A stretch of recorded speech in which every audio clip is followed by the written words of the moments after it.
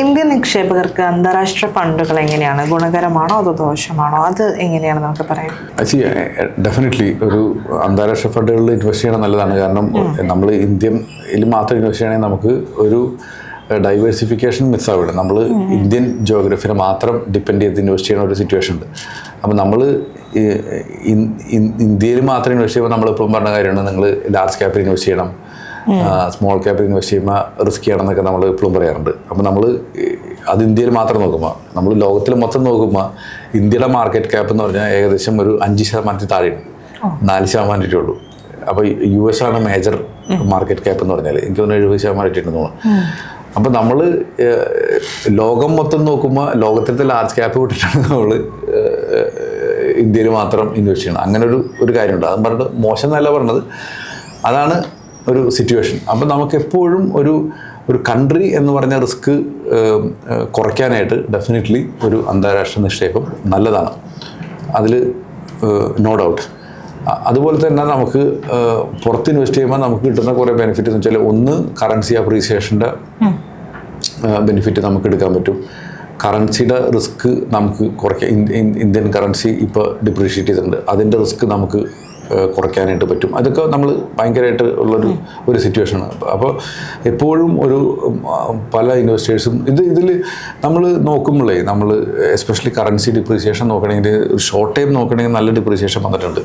പക്ഷേ നമ്മളൊരു 10 വർഷത്തെ അല്ലെങ്കിൽ 15 വർഷത്തേക്ക് നോക്കുമ്പോൾ നമുക്ക് മനസ്സിലാക്കാവുന്ന കാര്യമാണ്, ഒരു 3%, 4% ഒക്കെയാണ് കറൻസിയിൽ ഡിപ്രീസിയേഷൻ വന്നേക്കുന്നത്. അപ്പോൾ നമുക്കൊരു ഇക്വിറ്റി മാർക്കറ്റിൽ നമ്മൾ നിക്ഷേപിക്കുകയാണെങ്കിൽ നമുക്കൊരു 12% ഒക്കെ കിട്ടുകയാണെങ്കിൽ സ്റ്റിൽ ബെറ്റർ ഇന്ത്യൻ മാർക്കറ്റിൽ ഇൻവെസ്റ്റ് ചെയ്യാം. പക്ഷേ FD ആയിട്ട് ഇൻവെസ്റ്റ് ചെയ്യുമ്പോൾ ഇറ്റ്സ് നോട്ട് റിയലി ഗുഡ് ആ ഒരു സാഹചര്യത്തിൽ. അപ്പോൾ നമ്മൾ ഇത് നോക്കിയിട്ട് വേണം നമ്മൾ എപ്പോഴും ഇൻവെസ്റ്റ് ചെയ്യണം. അപ്പോൾ NRIs ഒക്കെ ഇൻവെസ്റ്റ് ചെയ്യുന്ന ടൈമിൽ this is one of the biggest condition, ഈ സാധനം നോക്കിയിട്ട് ഇൻവെസ്റ്റ് ചെയ്യണം.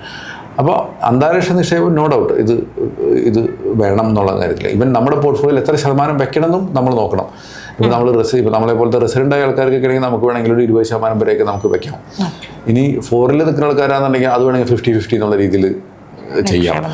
ഇവൻ ചില ആൾക്കാർ ഇനി തിരിച്ചിങ്ങോട്ട് വരില്ല എന്ന് ഉറപ്പുള്ളവർക്ക് വേണമെന്നുണ്ടെങ്കിൽ അതനുസരിച്ചിട്ട് ഒരു 25% ഇന്ത്യയിൽ നിക്ഷേപിച്ചാൽ മതി, ബാക്കിയുള്ളത് പുറത്ത് നിക്ഷേപിക്കാം. അപ്പോൾ ഓരോരുത്തരും, ഞാനിതൊരു പെർസെൻറ്റേജ് കറക്റ്റ് പറഞ്ഞതല്ല, ഓരോരുത്തരുടെയും സിറ്റുവേഷൻ നോക്കിയിട്ട് വേണം നമ്മൾ ചെയ്യാനായിട്ട്.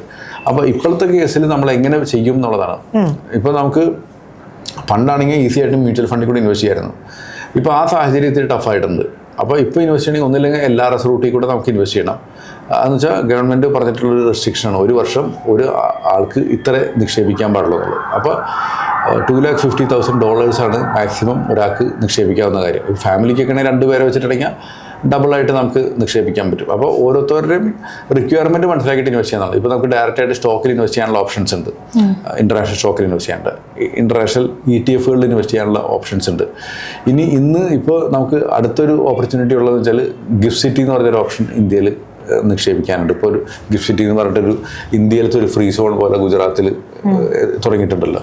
അപ്പോൾ അങ്ങനെ ഒരു ഓഡിയൻസിന് മനസ്സിലാക്കാൻ വേണ്ടി പറഞ്ഞതാണ്. ഇന്ത്യയിലൊരു ഗിഫ്റ്റ് സിറ്റി എന്ന് പറഞ്ഞിട്ട് അഹമ്മദാബാദിൽ ഒരു ഇൻ്റർനാഷണൽ എക്സ്ചേഞ്ച് ചെയ്യാൻ ഒരു മാർക്കറ്റ് ടെക് സിറ്റി എന്ന് പറഞ്ഞിട്ട്, ഗുജറാത്ത് ഇൻ്റർനാഷണൽ ടെക് സിറ്റി എന്ന് പറഞ്ഞിട്ടൊരു പരിപാടി തുടങ്ങിയിട്ടുണ്ട്. അപ്പോൾ അവിടെ നിക്ഷേപിക്കുമ്പോൾ അതും ഇന്ത്യയിലത്തെ ഒരു സെബി പോലെ തന്നെ ഒരു റെഗുലേറ്റർ അവിടെ ഉണ്ട്, IFSC എന്ന് പറഞ്ഞിട്ട്. അതിൽ നമ്മൾ വാച്ച്ഫുള്ളാണ്.